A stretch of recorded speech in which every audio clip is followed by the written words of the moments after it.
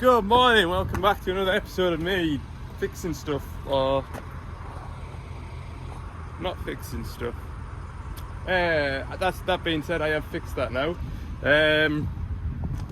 Where I'd gone wrong is basically, how can I show you? This bit here, which is the shaft, goes through on like a twisted spline, and there is like a key spline which is painted green, and then on the outside of this, which is this bit, there is a green dot next to a center dot, and so I presume green went with green. Didn't read the instructions, did I? So it was only sort of tilting 45 degrees one way instead of the full 90.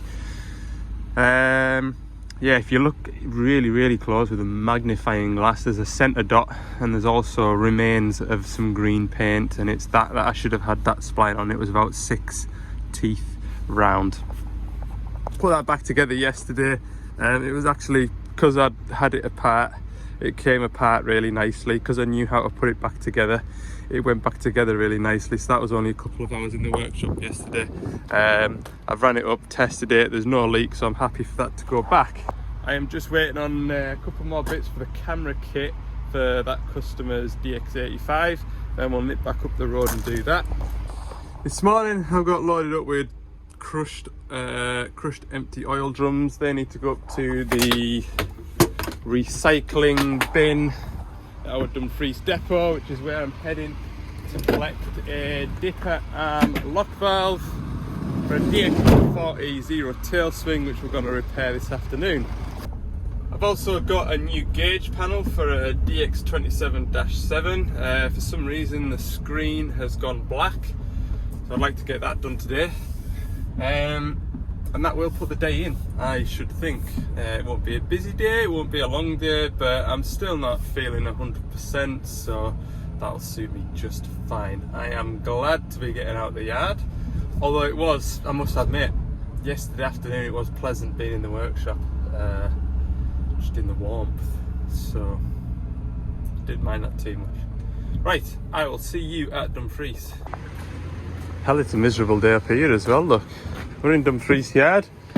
I've collected a lock valve for a job we're going to do next. I've got the flow meter sent down because I've got a 140 to put a flow meter on and set up oil flow down the auxiliary lines for another job. And what else have I picked up? I've got that gauge panel, I got that from Carlisle. I've still got oil sample reports to fill out and stuff like that, but I think that'll be tomorrow morning's job if I feel the way I do this morning. A little paperwork job in a warm office will that'll go down the train. We'll have a ride around the yard and see what we've got in stock, because it's often nice just to have a nosy like. Oh, look! Oh, that is exciting. DX230. So this is the -9, first -9. Oh, let's have a look at this. Okay, I've had a quick look. This is the DX230-9, and I'm going to show you some key new features built into this brand new machine. So first of all, from the outside you can see we've got a brand new cab. The cab hasn't changed from the LC right the way through to the -9. It has been through 4 generations, and the only difference has been interior tweaks. When we open the cab door, we get a nice little courtesy light above the doorway, so that's quite a nice little feature. And as we climb in, we can see that it is totally redesigned in here. Everything is brand new. Brand new seat. That seat is heated as well as cooled. It's all leather. Very nice. We've got an over-the-shoulder car style seat belt. We'll go from the back of the cab and work forward. So we've got a nice decent size area here where you can put a rucksack with your bait in the back, high vis, hard hat, all that sort of stuff. Got a coat hook. It's amazing. I think in the -5s, towards the end of the -5s, they deleted the coat hook, and it was amazing how many people noticed that there was no coat hook. We've got sunglasses holder in the back here, which very seldom gets used. And we've got a cubby down here, which is heated and cooled. That's obviously dictated by the temperature that you set in the cab. We've got an OBD port now to talk to the machine, as opposed to the circle style Deutsch plug type of fitting. And this here is a USB, which is for me, not for the operator. That is to do software updates and stuff like that. These armrests are now adjustable without the use of a 13mm spanner, and we can adjust the height just by undoing this thumb wheel, and we can lift this up and down. This also tips up and down, and we've got adjustment on here as well, so that's pretty nice. And this is just differences from the outgoing cab to the new cab. Okay, we can lift this up for improved access in and out of the cab. I do like that. It does happen where people catch the jackets on the joysticks, and I have had a couple of snap joysticks because of that when leaving the cab. And then we can lift the pilot lever up now by this fancy looking pilot lever arrangement, so cool. Right, this side we have got a very minimalist layout here. So this button here is, what's that, auto leveling. So if we engage that, we just push the boom down, pull the dipper arm in, and it will level towards you without any input, without any need for anybody to grade.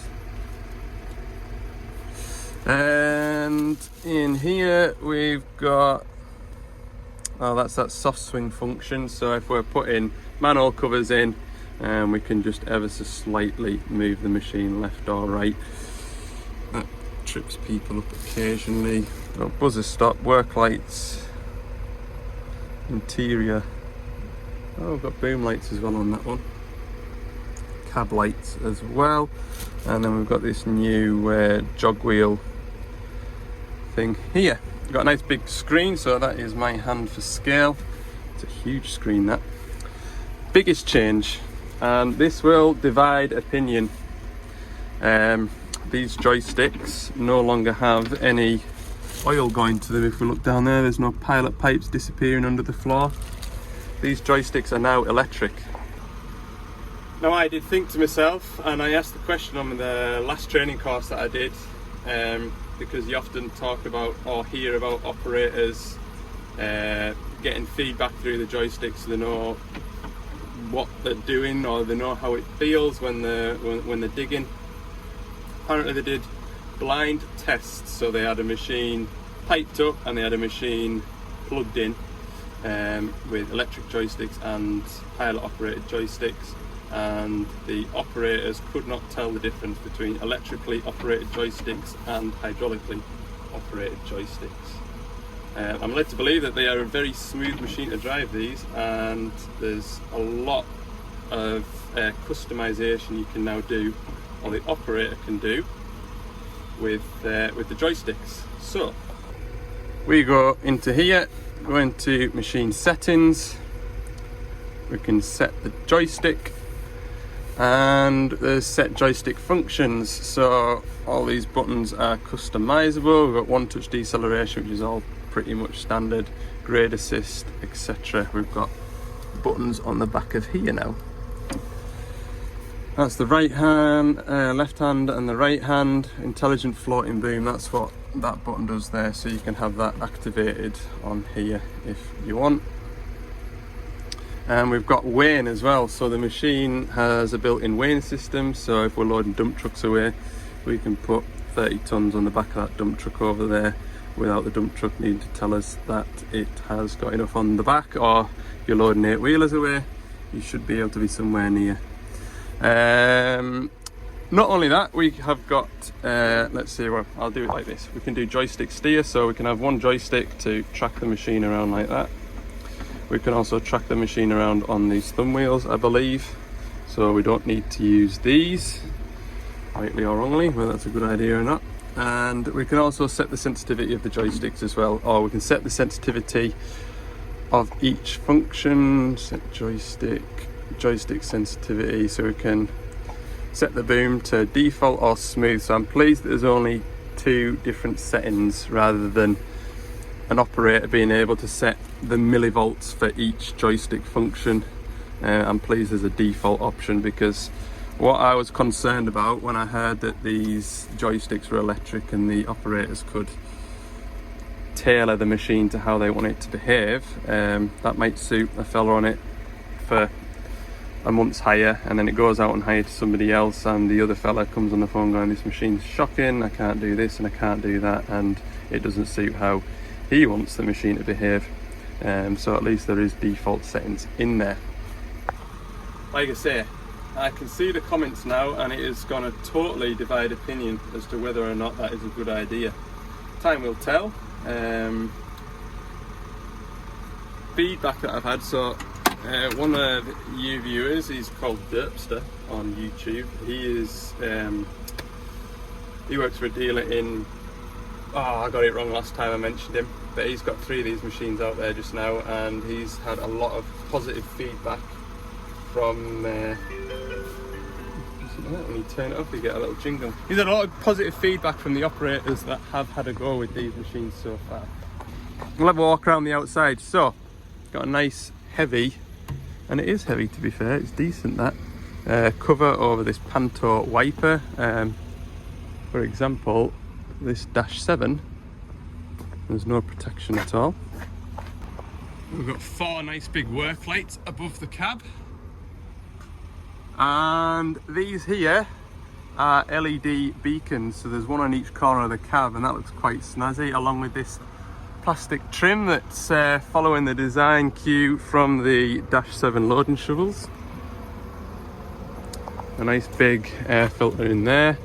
I need to get a key to open this up.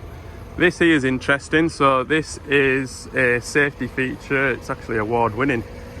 So as this machine's working, if I'm a ground worker on site and I walk up towards the blind spot of this machine, the machine recognises that there's somebody within the risk area, the risk zone. The gauge panel will flash at the operator to alert him, and if you get too close it actually cuts all control to the machine so that nobody gets damaged. Here is our radiator pack. As you can see, the radiators are bigger. I think they're bigger, well they are bigger for a previous machine of this size. If you think of the 210, I think probably that's the top there, so we've got an extra foot of cooling. Air filters in here, pilot valve block there, accumulator, and we've got the EPOS. So we've got 2 EPOSes on this machine. There's one here which controls the hydraulics, so this is what's taking all the inputs from your joysticks, and then we've got the other EPOS which is the other side inside the cab. That EPOS is doing all the auxiliaries, lights, beacons, talking to the machine ECU and putting that information up on the gauge panel, all of that stuff. So we've got 2 EPOSes, and then these controllers built into here and here. Oh, that's engine ECU, that one behind here, and yeah, this one, can't remember now. I did the online training about 3 or 4 weeks ago. That one there I think does the AVMs, so that's what's doing all these little cameras up in the corners here. That is doing all your, joining all your camera images together, as well as doing these radars. Just noticed there we've got work lights built into the back behind protection, which is good. We've got 1 work light there, and that is the swing travel alarm up there. Yeah, so a lot more technically advanced. This machine has also got a built-in 2D guidance, so if the operator only wants to dig a metre below ground level, the machine will only allow it to dig a metre below ground level. Let's have a look around this side before we climb up top. Oh yeah, it's also got invisible wall as well, so we've got slew restriction built into the machine, which is quite neat. In here then we've got an updated style refueling pump controller. That looks like a very similar pump to the Dash 7's pilot pump on the front.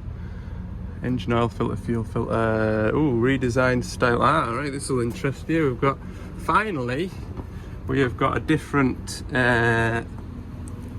filter head look. So I wonder if that prevents blockages in the filter head. Time will tell with that.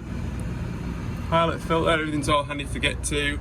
Servicing has been increased from engine oil change 500 hours to 1,000 hours, as long as genuine oil is used, as well as oil sampling is done. So on a 500-hour service now, it's just a good look over it and taking an engine oil sample. So that'll be interesting.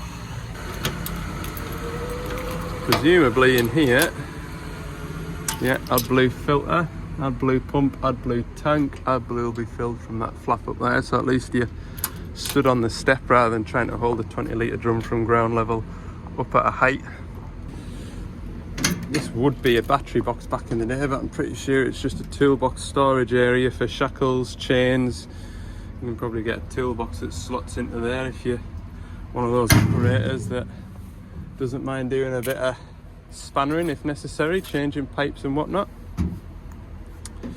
New style looking slew motor gearbox, so it looks like we've got fill and level, and it's a straight fill, so I presume we'll take that out and then unscrew that to fill it, because I can't see a filler neck. Yes, that's actually a good thing, believe it or not, for somebody like me. And you can see now we've got proportional valves on the valve chest. Right, let's have a look at the engine then. So this is a brand new engine as well. It is a 4-cylinder. It's a bigger version basically of what we've got in the 140-7s. It's a big 4-cylinder and it produces nearly 200 horsepower in this machine. It's quite neat in there. Doesn't look too bad. What we've got, starter motor down there. Aircon pump doesn't look particularly friendly to get to. Turbo right in front of us, so the fuel pump and stuff's down that side. Yeah. Injectors coming in from the side again. Engine oil filler cap is in a decent spot. Sometimes they put them way over in the corner and they're a bit bad to get a filler neck onto. Looks like we've got a sensor as well, or a switch on the bonnet, so it'll tell the operator if the bonnet's open. Never really had anybody do any damage by having a bonnet left open, like, but anyway, never mind. Oh look, we've got an engine oil fill here as well. Maybe that'll be quick. That's quite good. And then the cab. I do quite like the orange roof. I think it looks quite modern when you compare it. I suppose they're all painted roofs, aren't they? But yeah, greasing hasn't changed on here. But what I do like to see, two things. We've got covers over the LED lights, and we've finally got a bank of grease nipples to grease all the hard to reach grease points. So we just stretch the arm out, we can check our oil levels and grease the machine before we even start it. That is a very good idea. That was only, we went down to a 300, we have that, but anything less than a 300, it's just individual grease points, and some of the grease points, like that one up there, is particularly difficult to get to from the ground level without standing on a bucket, which you're not really meant to do these days, are you? Folk don't like you standing on stuff. Yeah, there you go. I hope you've enjoyed the first look at the brand new Devellon DX230-9. So there we go, the brand new DX230. Let me know in the comments, what do you think of that? It is absolutely ram-packed with technology. That being said, a lot of those bits and pieces are options which you don't need to, so you don't need to tick that box when you're ordering the machine. I'm pretty sure that is a fully packed out machine to show it off. I don't know whether it's going to be our demonstrator or whether somebody's spoken for it already, but yeah, it'd be interesting to see how it performs out in the field and get people's thoughts and opinions on how it drives.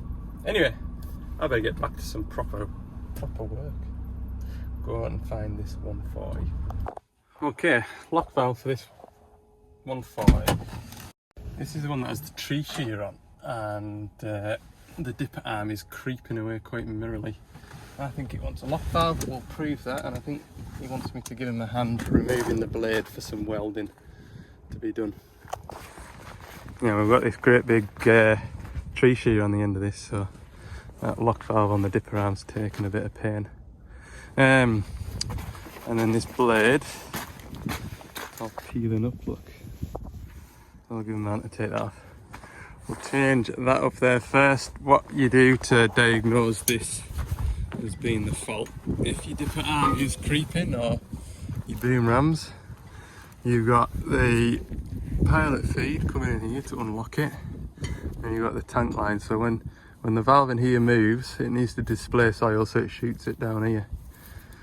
And what you can do to diagnose it as that is cap off the tank line and the pilot line, lift your boom up, and if it continues to creep, then you've got leakage inside the cylinder, and if it doesn't creep, then you've got leakage coming out of here down the tank line. So that's what it is. I'm pretty confident that it is this, so I'm just going to swap it out. And when you take it off, because I'm not going to be able to film this because it's a two-handed job, but to take the pressure out of it, take that off, there's like an Allen grub screw, screw that all the way in, and that dumps all the pressure out of the ram, it should do. And when you take these bolts off, there shouldn't be any big pops. There will be a lot of oil. It shouldn't blow up in your face. That's the dream. I've got the new lock valve ready to swap over. I'm about to go and crack those on bolts. Always put some eye protection on, just in case. You just never know. Phone's ringing again. I'll tell you, I had a busy morning with this phone, like. Right then, the valve has been replaced. I have bled the oil, so bled the pilot oil into that lock valve so there's no bubbles. When you're reinstalling, or what's the proper word for it? Anyway, it don't matter. You do it with the rams, always at low idle, do a full cycle of the ram that you've been in at. That just vents the air out of it. At low idle, it prevents any cavitation of the pumps. So we'll go all the way in, and then we want it to go all the way out. It's a fair lump, that blooming wood cracker, look. It is, but already I can tell that lock valve's cured it, because when he picked the weight up, it stayed in position.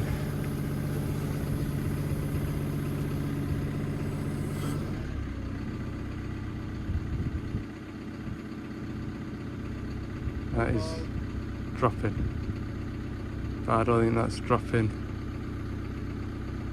That's dropping on the boom rams as well.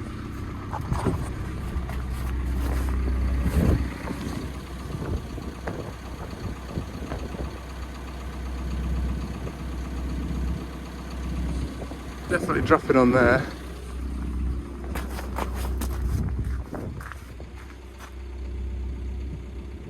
And the bucket cylinder.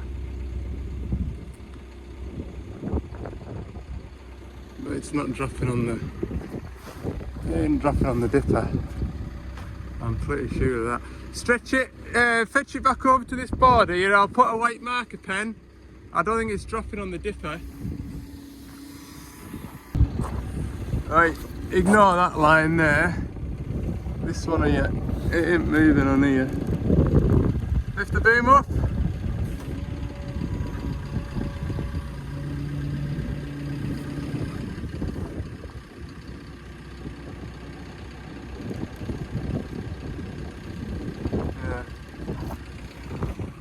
Yeah, back on the floor again now. Right, so we've determined that it is this lock valve that is leaking. So what we did was took this tank line off either side and took this pipe off, and then empty the bucket because that puts the weight onto the boom. And we found that this tank line here, it was absolutely pouring oil out, no oil coming out of that tank line. So it's this lock valve here that is the trouble. So we'll sort that as well. I mean, it's only to be kind of fairly expected, really, with it carrying that weight plus the weight of a good bit of tree on the end of it. Right, get rid of this. Right, it's pouring down now, so I'll give this fella a hand to get this blade dropped off.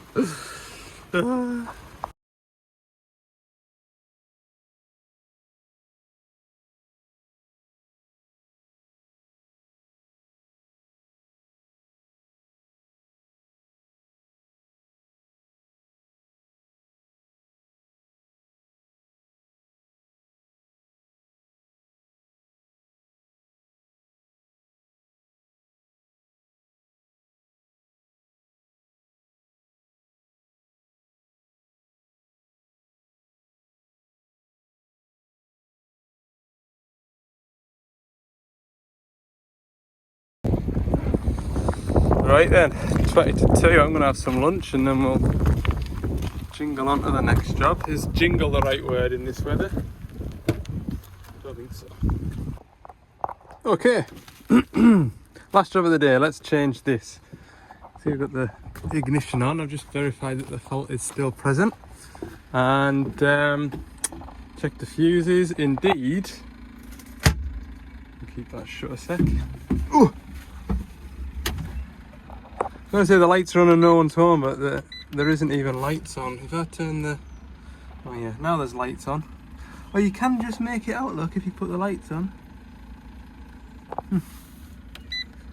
So, yeah, we'll sort this out. We have seen this problem once before on another machine. And it was just a case of fitting the gauge panel. Now, I can't remember.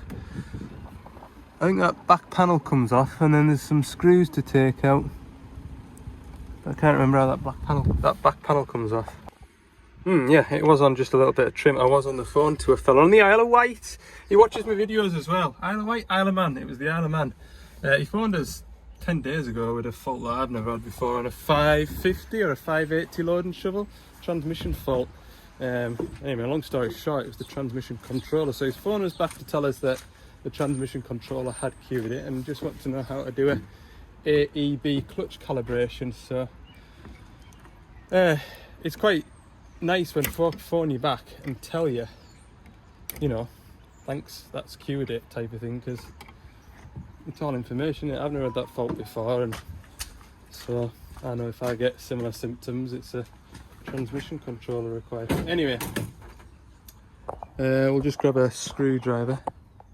I often use, I don't know about you lot, but I often use a screwdriver on a socket because I find you get a little bit more torque to undo stuff. And as you can see, I wouldn't get a screwdriver in very well here. So undo these 3 screws and swap it all out.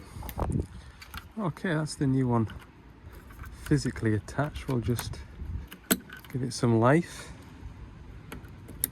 I'll jump around the front now and see if the screen comes on. Okay. Ah, marvellous, look at that, beautiful. Doing everything right. We'll pop this cover on and then I can shut that window, stop any rain getting in. Goes on somewhere around here. There we go. Right, okay. What I need to do is I need gauge panel configuration. Language is fine. Screen brightness, camera brightness. Don't think this one's got a camera on it anyway. I should check. Our survey says no camera on this one, so we don't need to set any of that up. So just the time and date. Oh, what is the date even? It's not the 22nd of the 8th. What's the date today? Look, 26th of November. You don't need to see me do that, do you? No. Okay, all the fun stuff, that's all done. We need to do operator management, owner password, 1111. own that lock, user permission, engine startup. Is that the right one? No. Own the lock. Attachment management, we want to deselect that. So when he's changing between log grab to mulcher, this is that machine that got that mulcher fitted last week, by the way. When he's putting that flail on, he doesn't need to put in a password to make any adjustments to settings in there. So that's all done. Escape out of that, and then we'll just go into the service menu. How do you do that on this one? First, I can't remember. So we're deep down into the service menu now. We're in the machine configuration. Attachment options, make sure we've got all those. We do have all those fitted to the machine, so they're all ticked. So that's one way, two way, and rotate lines, because we can tell the machine it doesn't have rotate lines and it won't look for that thumb wheel input, you see. And so if that box wasn't ticked, then the rotate wouldn't work. Machine options, overload warning, travel swing alarm we don't have, quick coupler cabin lamp, wiper, they're all selected. Who's phoning me now? Good lord. Good. I've got a tractor going fit on a 2.5 ton digger tomorrow morning. Yeah, I'll go back to the yard then and put a... there has been a track for a 2.5 tonish digger size sat in the yard for a week or so, and I was wondering whose it was. So I found that out now. He wants us to fit it, so I'll chuck the floor meter gear off and load that in and head to that in the morning, and then get back to the yard, do my paperwork, and I'll try and get down South Cumbria to put an AdBlue quality sensor on a 225. Yeah. So I'll wind the video up at that. Thanks for watching. Subscribe if you haven't. Hopefully you've enjoyed this video, a bit of a first look video and a couple of repairs, so no servicing. I've only got one service to do on the horizon. It's a 420 CVT, but that isn't until December because the operator's got a day off. So beginning of December, hopefully I'll feel better as well. At the minute, the thought of doing a load and shovel service just really doesn't seem appealing. Neither does fitting a track, but it's only a 2.5 ton digger. Right, thanks for watching. See you in the next one.